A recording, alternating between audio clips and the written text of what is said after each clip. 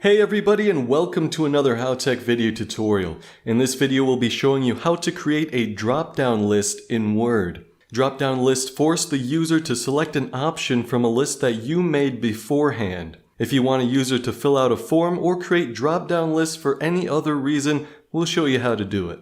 Let's create a drop-down list in this document. Go to File, Options, Customize Ribbon, and check the Developer box.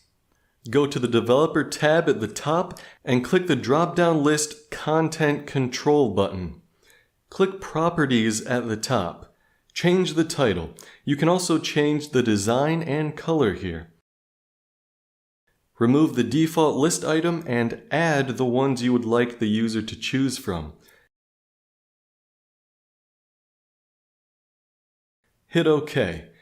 To change the watermark text, click Design Mode at the top. In Design Mode, you can also delete the content control by selecting it and pressing Delete or Backspace. We now have a content control with a drop-down list. What other content controls would you like to learn about? Thanks for watching. If you liked this video, don't forget to give it a thumbs up and subscribe to our channel. And make sure to press the bell button to be the first to know about our new videos.